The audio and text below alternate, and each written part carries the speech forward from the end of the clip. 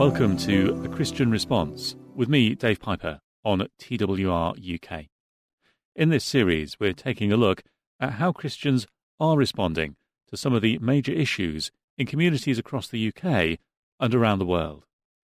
We're finding out what motivates people to stand up for those in poverty, to tackle human trafficking, and to champion those in the latter years of their lives, amongst many other issues.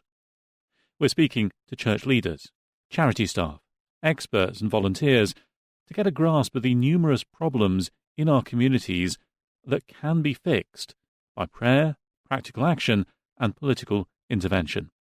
If you'd like to get in touch to share your thoughts on anything you hear this week on the programme, then please do feel free to email us. The email address is studio@twr.org.uk. That's studio@twr.org.uk.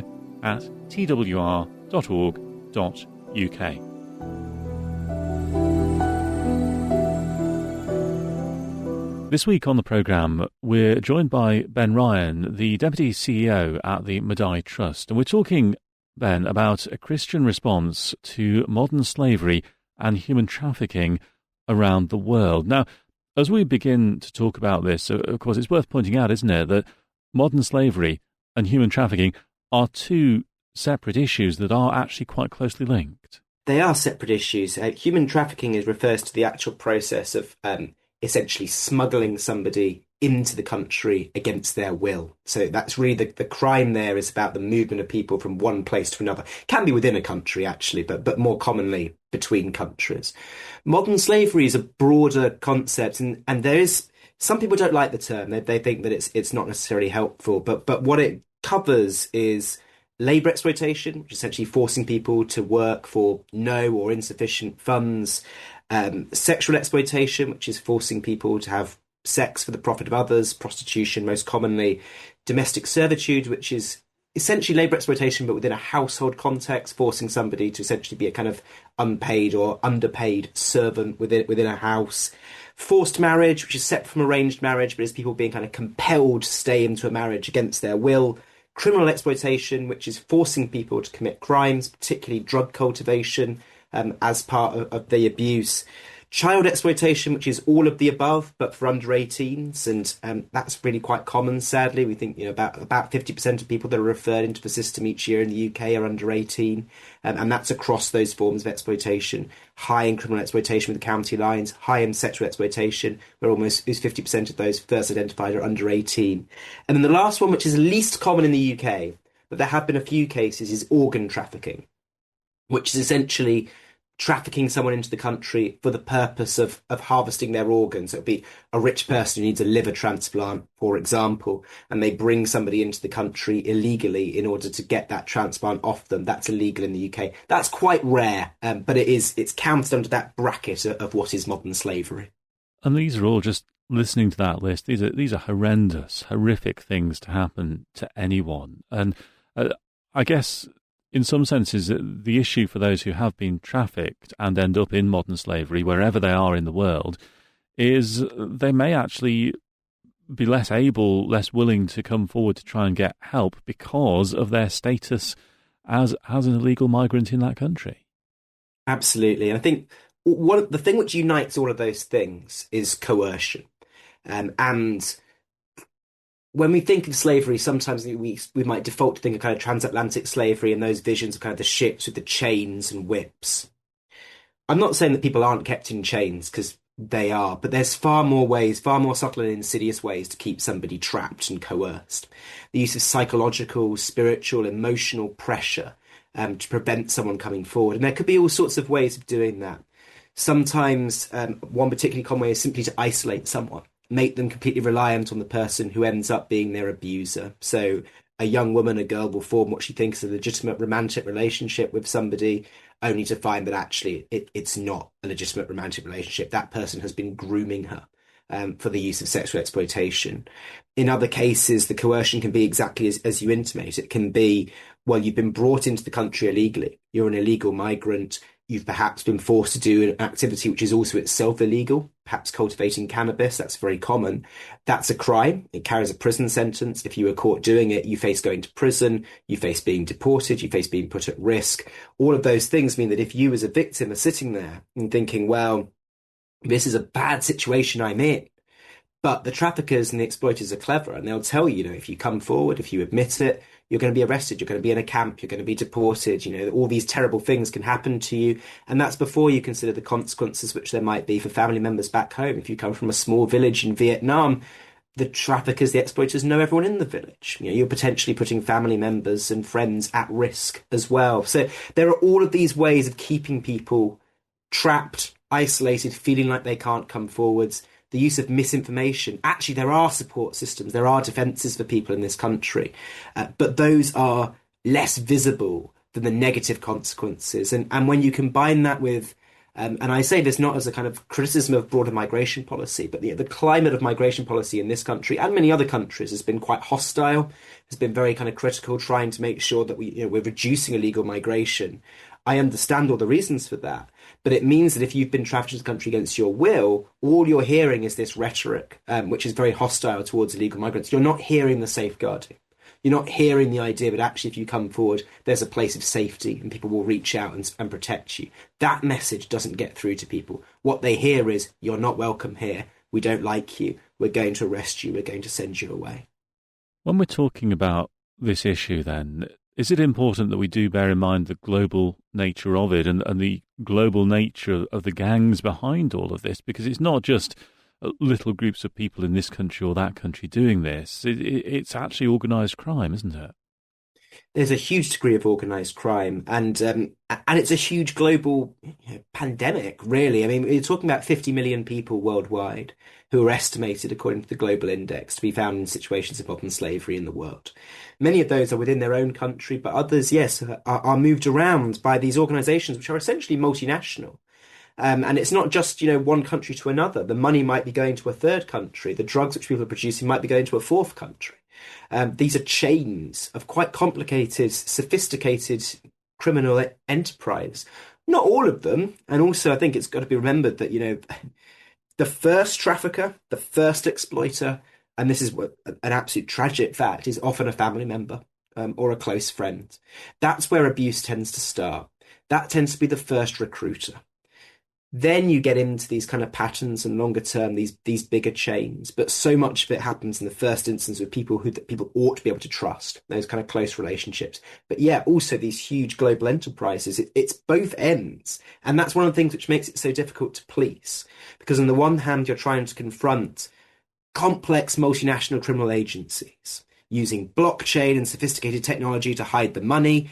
On the other hand, you're just dealing with people who are vulnerable in small-scale local situations because of poverty, because of climate, because of conflict. These trends all create the situation which lead to people being vulnerable. And all you need is people being vulnerable to have predators looking to exploit that. And again, whatever country we're talking about where the exploitation begins, is it true to say that in some cases those initial trusted people, those friends or relatives, might even believe that what they're doing is actually for the ultimate good of the victim? That is certainly the case. And I think, in our work at Medaille, one of the sad things that we often find is we work with people, particularly men, not exclusively, and you ask them, how did you come to be in this situation? I think of one gentleman that we worked with who was came here legally on a social care visa, but then found himself being exploited and abused within a social care setting and simply not being paid adequately. And we asked him, how did it come to this? He's from West Africa, and the family weren't making enough money. There'd been illness, there'd been sickness, there were elderly relatives. He was the breadwinner, and the family were putting pressure on him, saying, you've got to earn more money. This isn't enough. You can't earn enough from where you are to protect the family. If things have gone wrong, you need to take this opportunity. You need to go abroad. He went abroad. It went wrong. He was trapped by an exploitative agency who then weren't paying him adequately. But it was so difficult for him to come forward, because to come forward is still cutting off what limited income stream he had. He needed to send the money home. That's why he was doing it. And he didn't want to represent himself as a victim. He simply wanted to earn enough money to support his family. Those are really, really difficult people to support because they're inclined to take risks to work in dangerous environments because they need the money, because they're desperate, because the family are reliant on them, and no one else is going to do it. And often to take the opportunity to come to the UK, to go to France, wherever it is they've gone, they've taken on a huge debt. They're actually worse off than they were before they travelled because they didn't have the cash up front. So they've paid 30, 40, 50,000 pounds in debt. And anything that they're earning is paying off the debt before they can pay off the family. Those are really challenging scenarios to get through. And just talking about that being exploited by being paid an insufficient wage, because labour practices and labour laws are so dramatically different in different parts of the world, it must be hard sometimes for people who are being exploited to even realise they are. That's certainly true. And even if they do realise they are, it's very difficult for some people to own the status of being a victim. That's a hard thing to put on someone, to kind of admit that you've failed, in a sense, to take on that stigma of having been abused and exploited. And we work with lots of people where it's very, very difficult to get them to that stage, to get them to understand that what's been done to them certainly is a crime, but also is a moral and ethical bad thing which has been done to them. And that's okay. It's not their fault. And in fact, we're looking to rebuild them and get them to that kind of place of having that agency again. But that can be really challenging. And then on top of that, exactly as you say, norms in places are different. What counts as a legitimate, day's work in one place is not the same as in another. We worked with one person who felt that that his exploiter had done right by him. He felt that the contract they had, verbal rather than written, was he would be provided with shelter in exchange for work, and he was provided, to his mind, with shelter in exchange for work. Well, he was living in a shed, but for him, he was saying, "Well, I don't know what the fuss is about. I don't recognise that anything's been done wrong to me." You have to have those conversations with people where they're coming from very different and extreme situations. But ultimately, we don't need to be kind of morally relative about this. We, as a wealthy, sophisticated country in the West, should be able to say what is appropriate and not appropriate. And whether or not the individual feels that they've been abused, sometimes that's an insufficient reason for not taking stronger action against the people that we believe are exploiting them and the situations that they've created.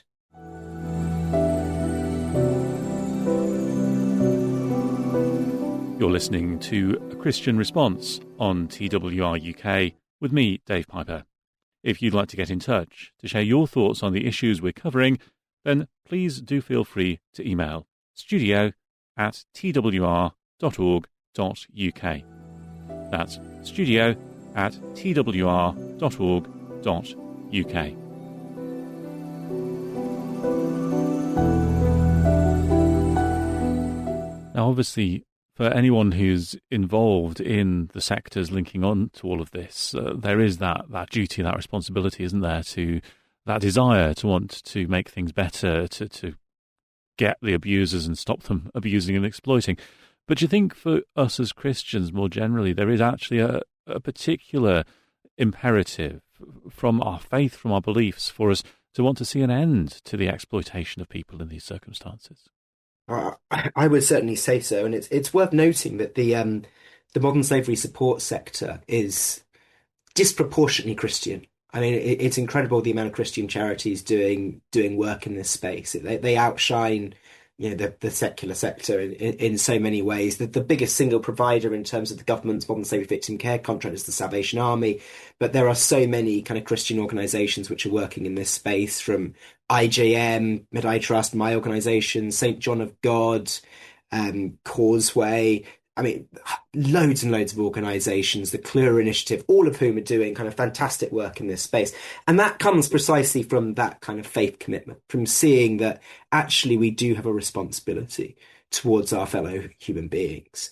And a responsibility too to stand up and say that human dignity is a non-negotiable, but actually God has recognised a kind of spiritual equality in all people, a special dignity, an image of God.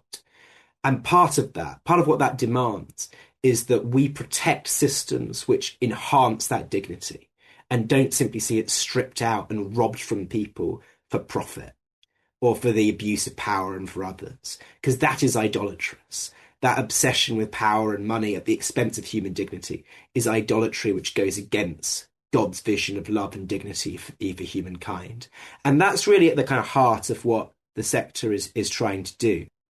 And you've mentioned a couple of stories of people that Medaille Trust has helped who've been exploited and might or might not have realised that they're being exploited. I wonder if you can tell us more about what Medaille Trust actually does. You mentioned that largely you're reaching out to men who are victims of modern slavery. Men and women. So it's worth noting that within the UK, the majority and the overwhelming majority actually of identified victims are men. It's about 70%, 70-30. But there's still, there's large numbers of everything. There's 122,000 estimated victims in the UK at any one time, 19,000 who were identified last year into the National Referral Mechanism. There's enough to go around. Our work as Medaille Trust is kind of split into three areas. We call them protect, prevent, and pursue.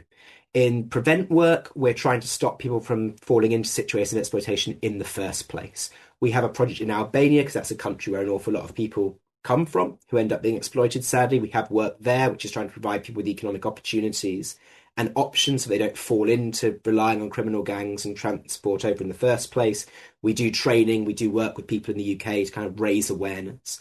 But the core of our work is the protect work. We run 10 safe houses, 5 for men, 5 for women, which are designed to provide wraparound support, emergency support, but also long-term rebuilding.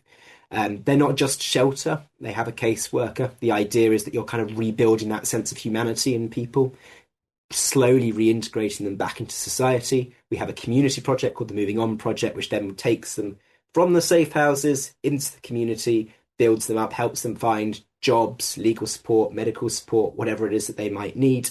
And then finally, we have a criminal justice project, and that is primarily about helping survivors to get justice. That's one of the big challenges at the moment. There are in prison more victims than perpetrators of modern slavery offences at any one time. It's very difficult for survivors to get justice. Not many of them want to cooperate with the police. They're often scared of the police. It's very difficult. It's difficult to get the evidence. We're developing programs which are trying to help people better get that evidence, to feel more supported, to be more confident in working with law enforcement, and also to train up law enforcement to better recognise modern slavery, how it works. So it's a kind of wraparound package. We're trying to stop people getting into it, protect them when they do, and then help those who have sadly suffered from this to get the justice that they deserve. Because for those who have managed to get out of that exploitative position with the help of yourselves or other agencies, there must at times be a fear, because they'll be aware that the criminals who are doing that to them are still at large in society. Very much so. And of course, not just in this country, but also those consequences for family members, friends, for other people who were exploited. It's particularly difficult for mothers with children. They had that extra worry to be concerned about what will happen if I identify myself, what will happen to my child. These are, there are all sorts of difficulties in coming forwards. It's very difficult to approach the police. And I will say a huge amount of work has been done by law enforcement in this country. If you go back, 10 years, 2015, we're in 2026 now, but 10 and a bit years since the Modern Slavery Act 2015 was signed into law, it's nothing comparable. I mean, there's been a huge amount of brilliant work done by statutory agencies to better understand and address the problem, but we're not there yet. And some police forces are much better than others. They come under a lot more pressure than others. Some social services are much better than others at recognising the sorts of support and lifelong support that people will need. The system we have for actually supporting survivors, the National Referral Mechanism and the Modern Slavery Victim Care Contract, are very good at some things. I think they're very good at initial rescue, getting people immediate help when they've been identified, getting them out of that situation, into a safe house, getting them that initial support. Very, very good. They're not very good at the longer term recovery, at recognizing that actually trauma can be a lifelong thing. And it's not realistic to say, we've assessed your case, we think you are a victim, you can now, you're now welcome to get a job. It's not that simple. People need more help than that. They need more assistance. And we haven't cracked that system for providing people with that longer term support and integration to help them rebuild their lives. That's, I think, very much the next step for the system, is designing that to be better and more comprehensive, and more kind of trauma informed and victim informed, and actually taking on board the voices of survivors into that process. At the moment, it can be a lot which is done to you and not necessarily what you think is the thing which is required for your recovery. We're learning as a sector. It's 10 years since the Modern Slavery Act, but actually in the grand scheme of policy and project design, that's not that long if you compare it to the work of something like homelessness, or these projects where we have so many decades of experience of delivering high caliber support. We're learning and we're not there yet. But I do think that that's the challenge for government and civil society, is to better design these systems to help people come forwards, and then to give them that long-term recovery, that chance of kind of fully reintegrating and rediscovering their humanity. Is that another point worth making, because of the global nature of this issue, that those who've been held as modern slaves for any length of time in a different country, they'll almost have been institutionalized. They might, when they then are set free into society again, as it were, it might almost be like a culture shock to them to go from that complete control of their lives to this strange society that they're now in. Yes, it's very, very difficult. And it's difficult sometimes to educate people about what opportunities are available to them. But also, if people have been supported for a long time, and it can take a long time for someone to be processed in the system. I think the average is 600 days, but we've worked with people who've been waiting 3, 4, 5, even 6, 7 years for a government decision on whether they're a legitimate victim. And all that time they're not allowed to work, and they're sitting there, and they're in a safe house, and they have this wraparound support. That's a very institutionalized setting. It's a very dependent setting. To actually send someone out to stand on their own 2 feet at the end of that and say, yeah, rent a flat, get a job, navigate the UK benefit system, learn English, all of these things that are big things for people to be taking on. They're very challenging. Just as being sent home can be very challenging. It's very difficult to go back to Albania or Vietnam, to name two of the most common nationalities. You left for a reason in most cases. Your situation is unlikely to have improved in the time you've been away, but now whatever support networks you had in the country have been kind of watered down by that time away. There's a huge risk of re-exploitation, that huge risk that actually you fall back into the same patterns, you fall back into the same people. Exploitation can happen to anyone, but exploiters will more likely pick on someone who has some sort of underlying vulnerability. That might be poverty, it might be isolation, simply not having a strong family context. So many of the people that I see, come from broken families, difficult family settings, abusive family settings, or they've been displaced by conflict or climate, and there isn't a support network for them to fall back onto. These people are already isolated. Learning disabilities is something we don't know enough about, but I think that's the next huge piece of research, is the number of people who are neurodivergent, have learning disabilities, who are picked on by exploiters because they're less able to understand their situation and less able to get themselves out of it. All of these vulnerabilities remain. And that's why I say it's a lifetime task rebuilding some people. Not all. Some people are able to reintegrate very quickly, actually. And they just need that little bit of help to get them onto a kind of firm footing, and then they can work legitimately, and they can, they can go on to have a perfectly fulfilling, easy life.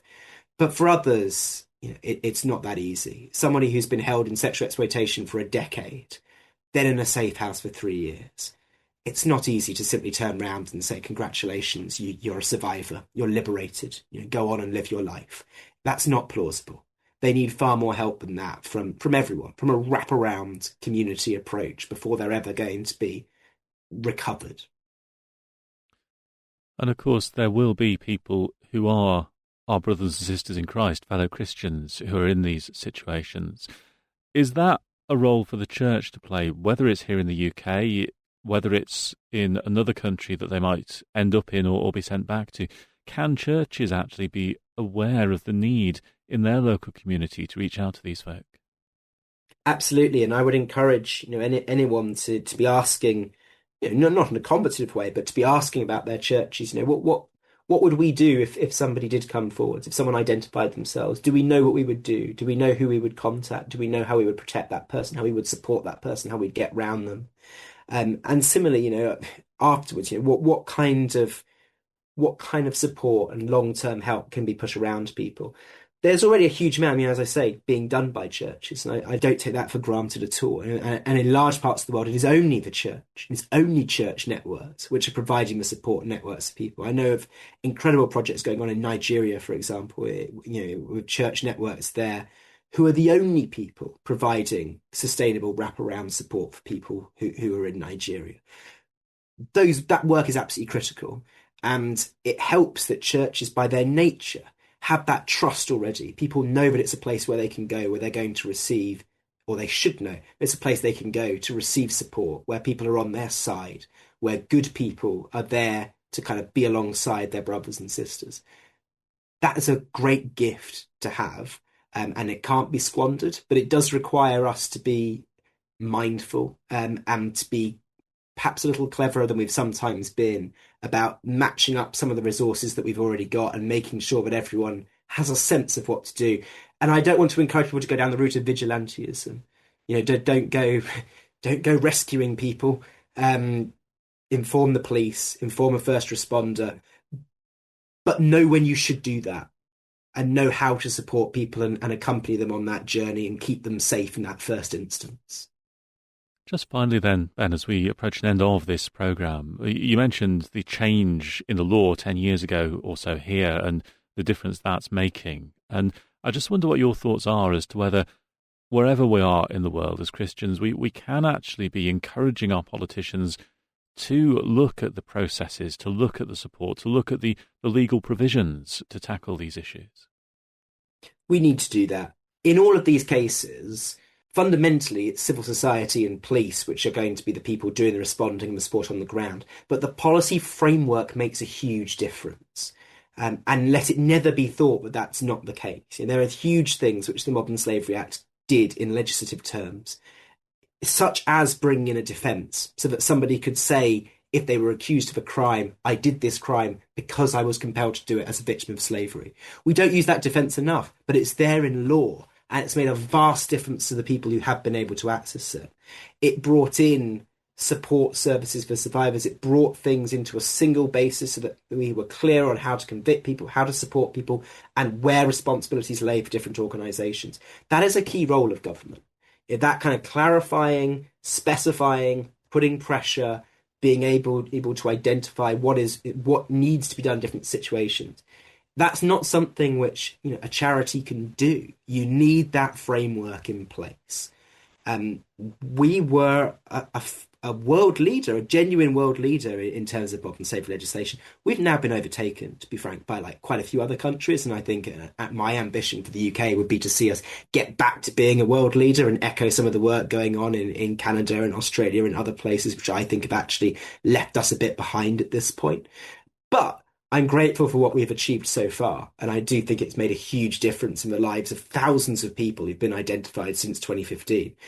Let's celebrate that, but I think let's also use it as a springboard, and use the opportunity as Christians to be lobbying our politicians to say, you did it once, you proved it's possible, we can do it again. We can go further, and we can really create something which is going to radically change the lives of thousands of people. Ben Ryan from the Medaille Trust, thank you for joining us this week on the programme. Thank you. And that's all we got time for on this week's episode of A Christian Response.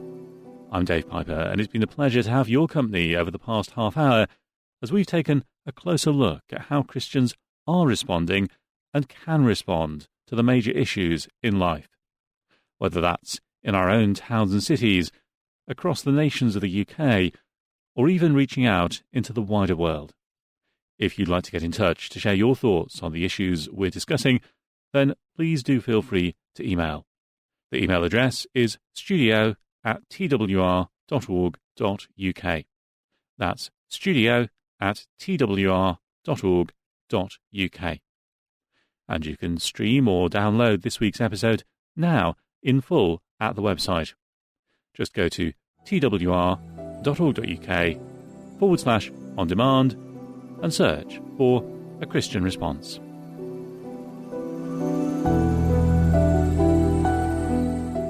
This podcast is a production of Transworld Radio UK. For more information, go to our website at twr.org.uk.